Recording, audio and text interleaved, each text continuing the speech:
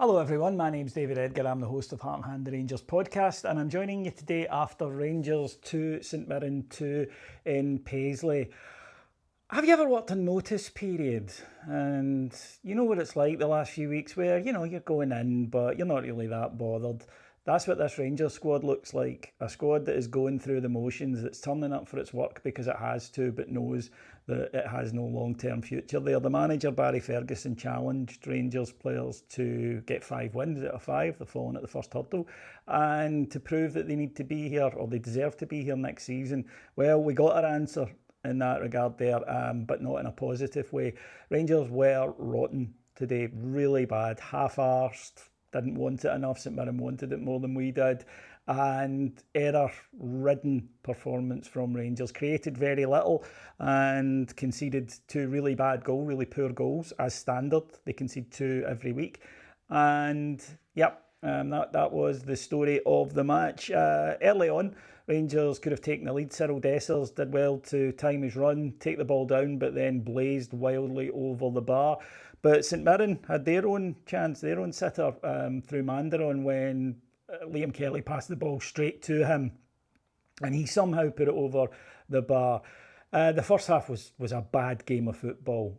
You can see why no TV company wanted to watch this. This was a poor game of football. As I say, passes just going nowhere, and neither team doing very much. John Souttar was caught ball watching and presented St Mirren a chance, but apart from that, there was very little until Rangers, with something totally out of keeping with what we'd witnessed, they managed to score a brilliant goal. Robin Propper stepping out of the back line, which in a 5 you need.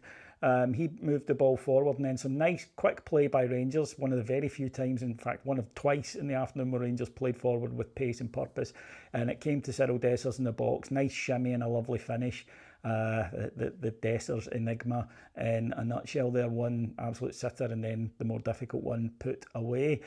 But the lead only lasted 2 minutes, and this was a horrendous goal to give away. It's a long throw to St Mirren. Now, you know that St Mirren play off second ball, right? You know this. This is what they're looking for. They're throwing the ball in there. The guy's not going to be able to score. He's got his back to goal that they're throwing it to. So they're looking for a flick on or a knock on.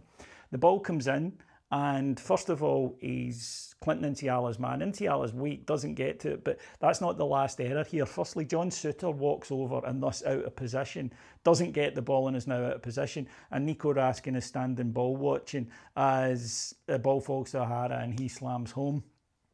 So 1-1 at half-time, you were hoping for something better from Rangers, and it briefly threatened to be that with another nice goal.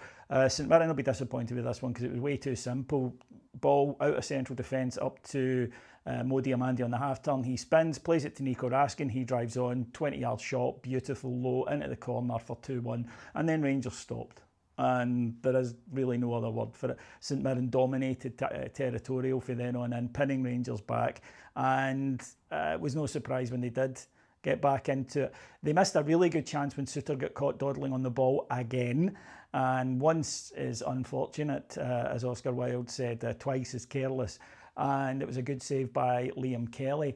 But then they did get the goal, and again, this just speaks to Rangers' lack of defensive organisation. It's a high ball up, and the St Mirren player gets the first contact on it, as they did all day. Rangers don't react to the second ball quickly enough, as we didn't all day. For some reason, then James Tavernier has been dragged inside because John Souttar has been dragged further in fight, leaving the whole flank clear for Declan John. He gets the ball, and all he needs to do is cross it lower. Across, Souttar doesn't have his man, McMenamin, who taps in. There was a wee hint of offside, but he came from behind the goal, so it wasn't. And after that, we didn't really threaten. One late opportunity when Raskin, who was about the only one who came through with pass marks, he drove forward and played the ball across goal, but there were no takers. I don't think we would have deserved to win the match, in all honesty. This is a bad squad, and we know that. And a lot of them need to go. Really is that simple. A lot of them look like they want to. So there's that. But this is just, when you see a team go out there and play the way that passive, slow, mistake constantly, no real verve to performance, it's beyond frustrating. And a team that concedes 2 goals every single match is never going to do anything. And another very disappointing afternoon. One listener said to me at the end, he said, well, at least we're 90 minutes closer to the end of the season. And while there's a bit of gallows humour in that, unfortunately, it looks as though a lot of the players think that as well. Anyway, folks, we'll have more coverage of this on Monday on the Heart and Hand Flagship Podcast. Wherever you get your podcasts, you can get more in-depth analysis on our Patreon, which is patreon.com/Heart and Hand. I'll be back next week as we take on Celtic at Ibrox. Take care, everyone. Bye-bye.